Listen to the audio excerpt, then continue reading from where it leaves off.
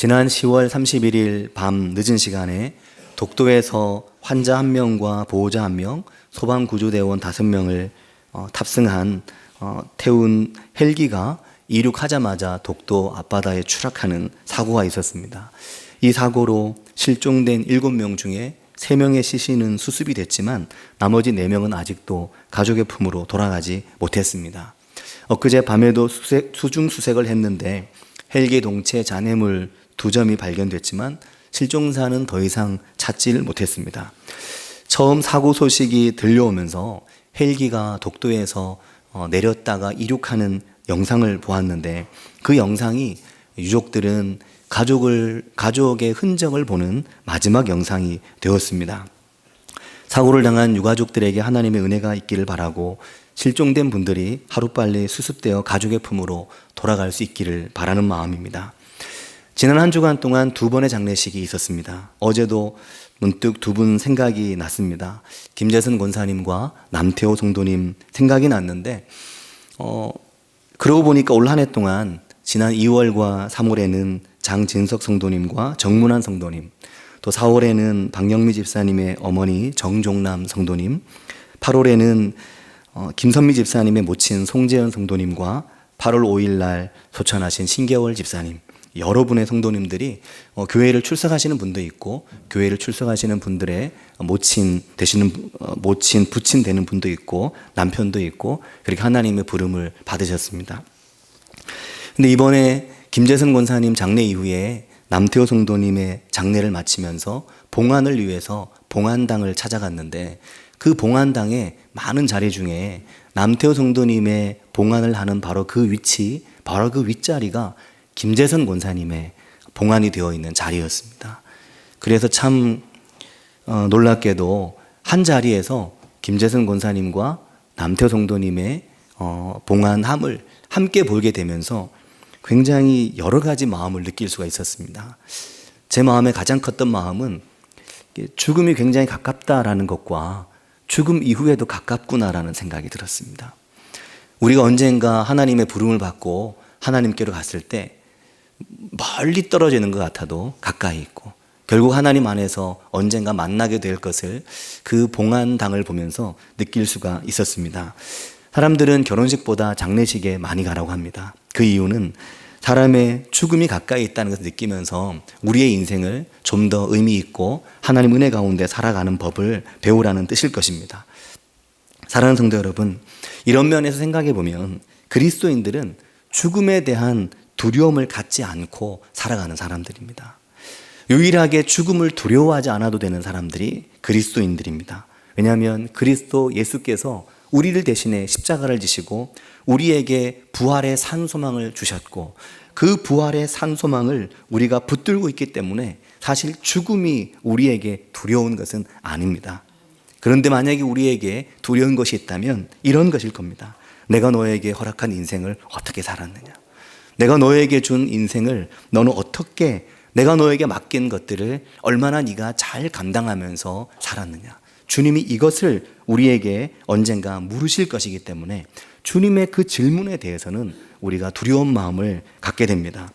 열심히 살고 열심히 달려왔다고 생각하고 어느 날 인생의 마지막 순간에 서게 됐을 때 그 순간에 난 아무것도 한 게 없지? 그 순간에 내 인생에 뭐가 남았지? 하는 허무함이 우리를 찾아온다면 그것처럼 곤란한 경우는 없을 것입니다. 내 수고와 내 노력의 결실이 어디에 있지?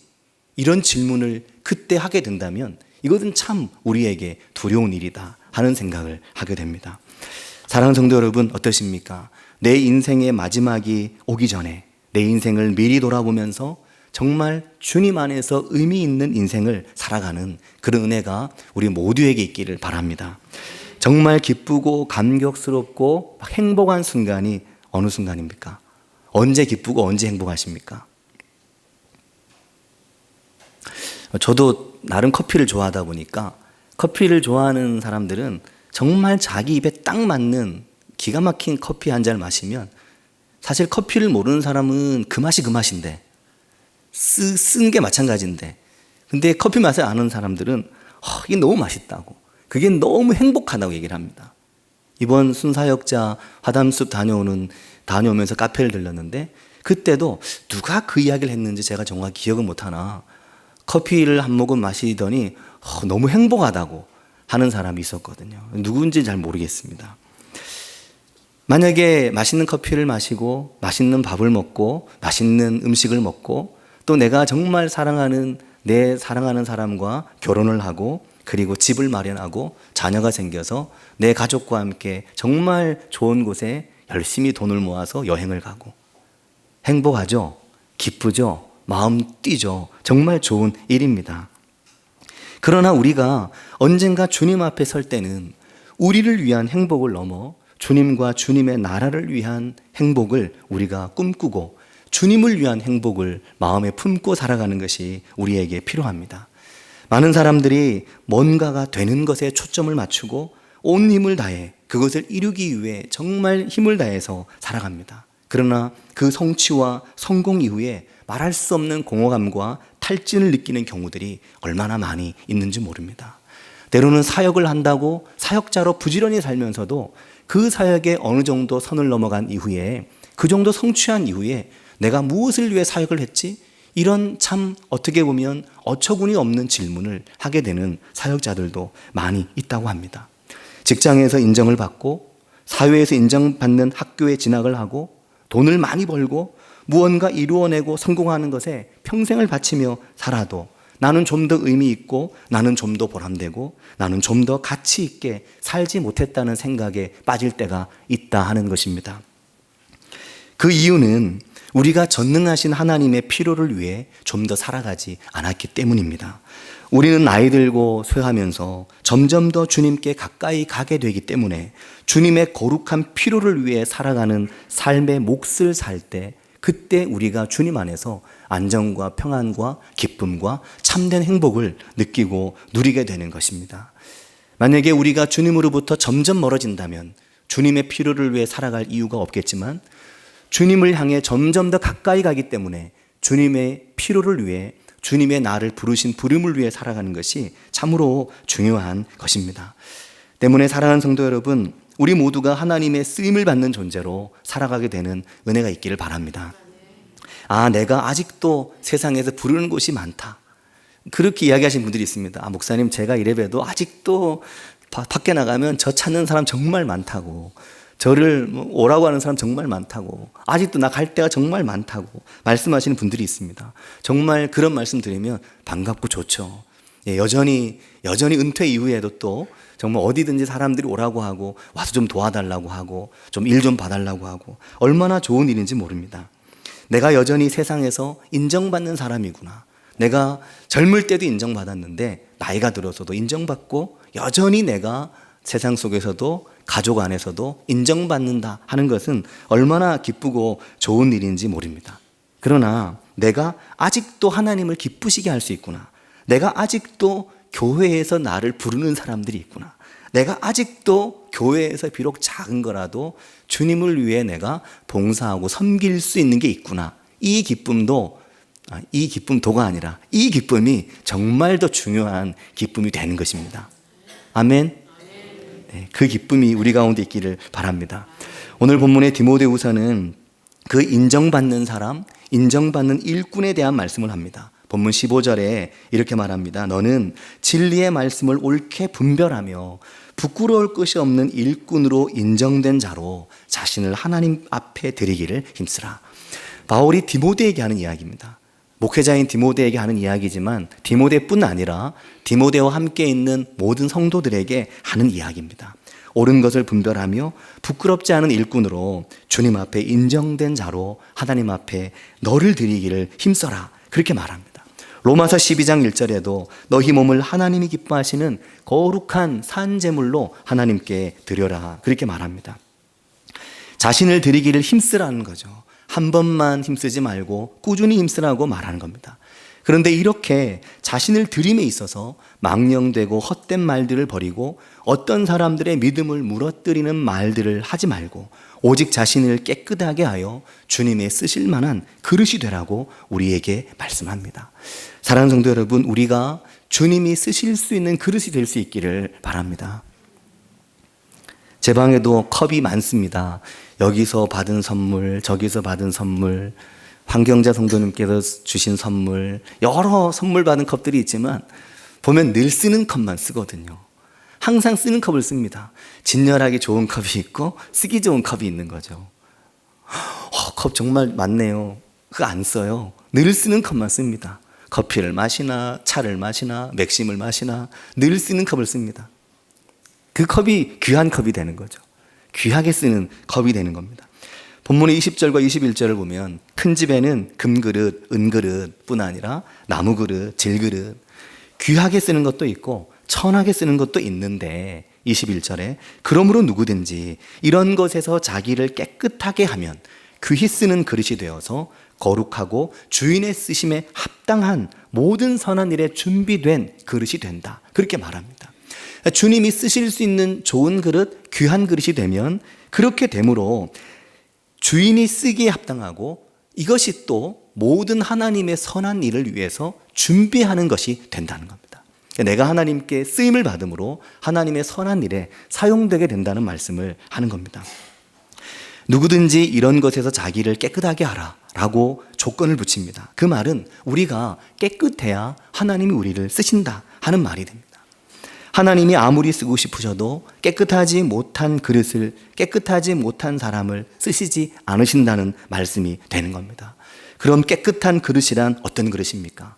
디모데후서는 이 한 단락의 말씀 14절부터 26절을 묶어두었습니다. 그래서 본문의 14절부터 천천히 보면 먼저 14절은 너는 그들로 이 일을 기억하게 하여 말다툼을 하지 말라고 하나님 앞에서 엄히 명하라. 이는 유익이 하나도 없고 도리어 듣는 자들을 망하게 함이라 라고 말씀합니다. 그러니까 말다툼을 피하라고 말하는 겁니다. 듣는 자들을 망하게 한다고 말씀합니다. 오직 그리스도의 좋은 군사가 되라고 말씀하면서 너희를 드리라고 말씀하면서 말다툼을 피하고 너희를 깨끗하게 하라 말씀하는 겁니다. 그러면서 16절과 17절에 망령되고 헛된 말을 버리라. 그들은 경건하지 아니함에 점점 나아가나니.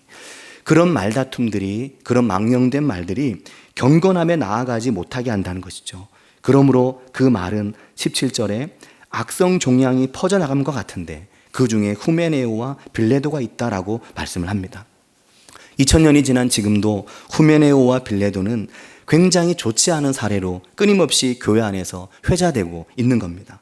사도 바울은 망령되고 헛된 말들을 버리고 경건에 힘쓰고 경건함을 향해 더 힘을 다해 나아가라고 말씀합니다. 그러므로 너희 자신이 하나님께 쓰임받는 귀한 그릇이 되라고, 하나님의 선한 일을 위해 쓰임받는 그릇이 되라고 말씀을 하는 겁니다. 우리가 빌립보서를 통해서도 보았지만 하나님이 우리 안에 선한 일을 시작하시고 그 선한 일을 진행해 나가심에 있어서 하나님이 쓰실 수 있는 깨끗한 귀한 그릇을 통해 하나님의 일을 이루어 나간다는 것을 우리가 마음에 새길 수 있기를 바랍니다.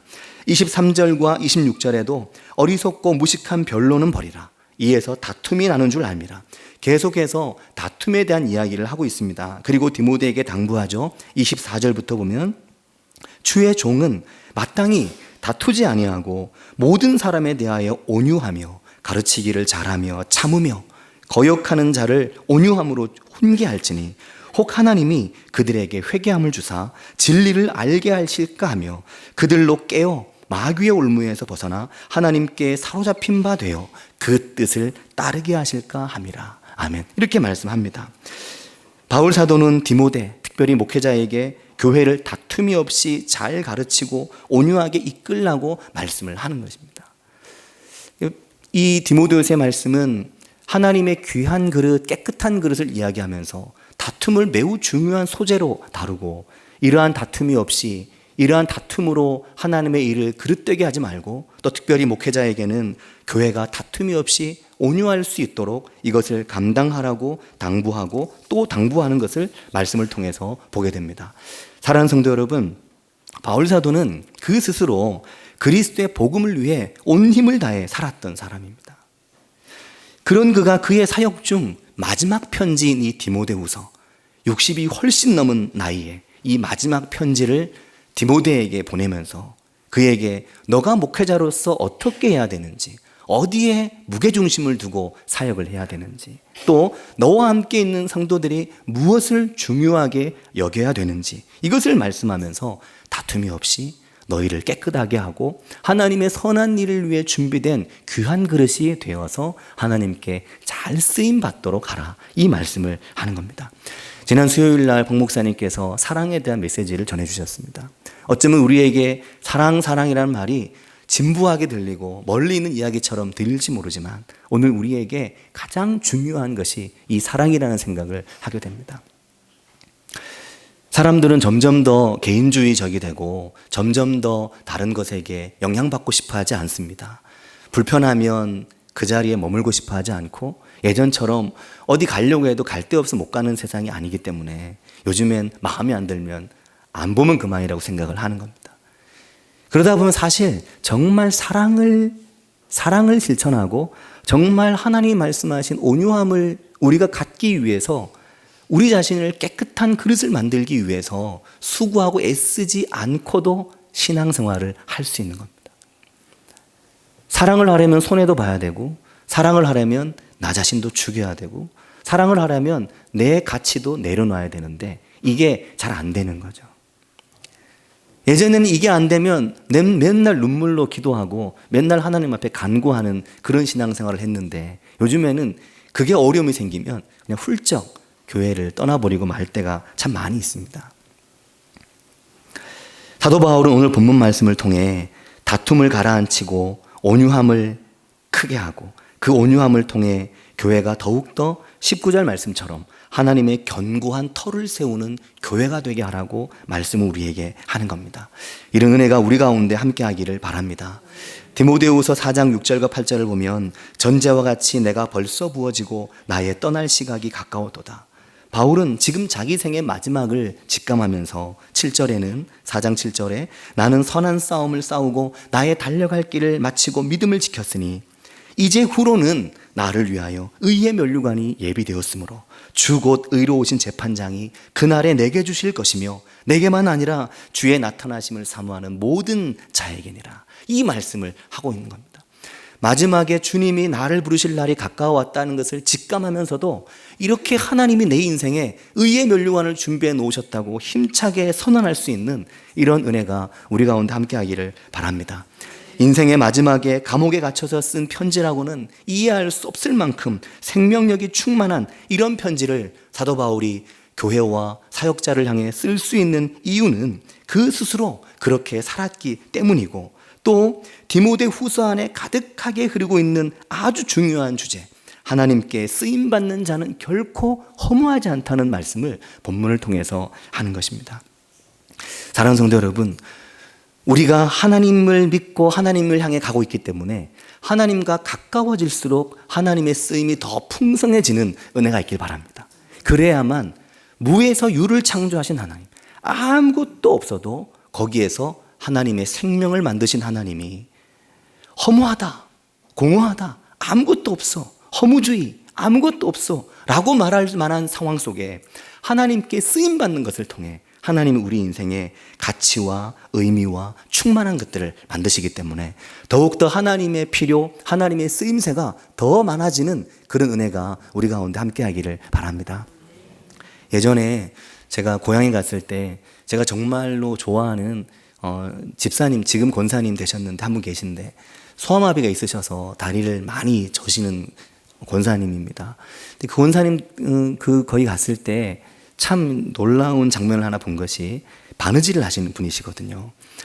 바느질을 하시는 분들이, 바느질을 업으로 삼으시는 분들이 대부분 그런 것 같다는 생각이 드는데, 거기뿐만 아니라 예전에 설교를 통해 말씀드렸지만 용인에 저희 아들 중학교 가면서 이 명찰 오버하르크 치기 위해서 찾아갔던 용인에 있는 이 박음질하는 그곳도 보니까 재봉틀에 이미 오랫동안 묻어있는 손때, 이미 오랫동안 질이 나서 반질반질반질한 그 재봉틀, 그리고 거기에 팔이 닿는 곳에는 테이프를 몇 겹으로 가면서 차가운 쇠가 닿지 않게 테이프와 천을 발라서 거기가 때가 까맣게 앉아 있는데 그게 그분에게는 가장 편안한 겁니다.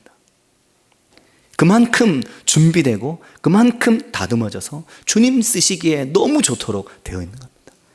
처음부터 그랬을까? 생각해 보면 처음엔 당연히 그렇지 않았겠죠. 처음에는 서툴고 처음에는 부족하고 마음만 막 앞서가지고 으악 하면 안 되는데 쫙 가다가 막 손도 때로는 박음질하고 그렇게 아픔을 겪으면서 오랜 시간 동안 다듬어지고 길이 나니까 이후에는 전혀 그런 어려움 없이 능숙능란하게 섬길 수 있는 기술자가 되는 거죠. 그 가치와 그 의미가 바로 거기에 담겨져 있는 것입니다.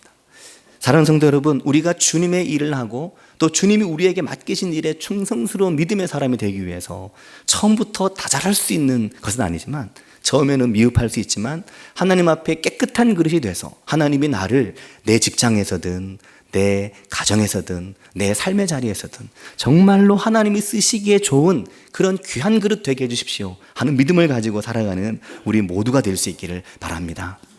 가정에서는 좀 더 잘 훈련된 믿음의 아버지 되기가 정말 어렵지 않습니까? 이제 조금 할만하고 보면은 애들 다 커버려서 이제 아이들에게 믿음의 아버지 노릇하기가 너무 어려워지잖아요. 그런데 참 감사한 건, 그래서 우리가 자식의 자식을 보며 살게 하신 것이 하나님의 은혜죠. 손주가 생기고 나면 내가 아들에게 못했던 거 그 자식에게 한다. 그래서 할아버지 할머니 그늘에서 자란 아이들이 참 복이 있고 윤택한 것은 그런 은혜가 그들에게 있다라는 생각을 합니다. 믿음의 어머니, 좋은 믿음의 어머니 역할을 하려고 해도 쉽지 않지만 젊을 땐 실패하고 잘 안 되고, 첫째 키울 때 제대로 못하고, 둘째 키울 때 조금 낫고, 셋째 키울 때 좀 더 낫고, 그래서 밑으로 가면 갈수록 좀 더 자녀들 양육이 조금씩 더 쉬워지고 하는 것들이 그런 것이라는 생각을 하게 됩니다. 교회 사역도 마찬가지입니다. 오늘 교회 사역을 이 안에 여러 개를 소개해 놓았지만, 이것을 강하게 강조하면 성도님들이 부담을 가지실 것 같아서 제가 강하게 강조하진 않지만 이 중에 정말 강하게 강조해야만 되는 것들이 있습니다. 목회자인 제가 교회를 바라보면서 이 부분은 꼭 해결이 돼야 된다고 느껴지는 부분들이 있습니다. 그 부분 위에 빨갛게 긴급이라고 써두었는데, 그 부분은 정말 성도님들께서 붙들고 기도해 보시기 바랍니다. 야, 우리 교회에서 아동부 교사를 한다 그러면 누가 해야 될까? 내가 한다고 나서면은 하지 말라고 할까? 아니면 내가 지금 나서야 될까? 목사님의 나를 본 눈빛은 말은 하진 않으나 교회 학교 교사를 해주시면 좋겠는데요 하는 눈빛인 것 같은데 참 말은 안 하시네 라고 느낄 수 있죠. 청소년부는 이채훈 전사님이 사역을 나가는 바람에 더 어려워졌습니다. 원래 교사가 없었는데. 그래서 교사가 정말 필요하고, 내년에 아동부에서 청소년부로 많은 아이들이 올라가기 때문에 청소년부에는 정말 교사가 정말 필요한 상황이 됐습니다. 어떤 교회는 시니어 티처라고 은퇴 이후에 교회학교 교사를 하실 수 있도록, 또 그게 당연히 맞다고, 위대한 믿음의 사람들은 나이가 많이 드실 때까지 교회학교 교사를 열심히 섬긴 분들이 많기 때문에 우리도 그렇게 하자고, 앞다투어 나도 교사를 하리라 그러면서 나이에 관계없이 은퇴 이후에도 교사로 써달라고 많은 분들이 지원을 한다고 하더라고요. 네. 그래서 교사가 너무 많아서 이 교사가 너무 많은데 이런 고민을 할 수 있는 11월과 12월이 되기를 바랍니다. 네. 굉장히 믿음이 좋으셔요. 많은 분들이 아멘을 하셨습니다. 정말 거기에 이게 긴급은 정말 긴급입니다. 우리 교회 카페를 청년들이 오랫동안 수고하고 섬겨주어서 카페가 든든하게 서 있었는데, 청년 사역을 원활하게 하기 위해 카페를 잠시 쉬고 또 카페를 업그레이드 하기 위해서 쉼이 벌써 한 8개월, 10개월이 되어갑니다. 카페가 없으니까 좀 더 성도님들이 커피를 마시거나 차를 마시거나 할 수 있는 공간 활용이 어렵고, 또 요즘 작은 교회들도 카페 공간 하나 만들어서 거기에 성도님들이 예배 이후에, 식사 이후에 대화 나누고 주중에도 찾아오면 앉을 수 있는 공간이 있는데, 이게 정말 너무 큰 저의 마음에는 소원 같은 것입니다. 누군가 섬기고 싶고 헌신하고 싶은 분이 있으면 좋겠다는 마음인 거죠. 그런데 사역을 하면서 깨닫고 발견하는 것은, 사역은 마음에서 우러나야 하는 것이지 누가 하시라고 등 떠밀어 하게 되면 좋지 않은 것 같습니다. 그래서 결코 등을 떠밀지 않습니다. 말만 합니다.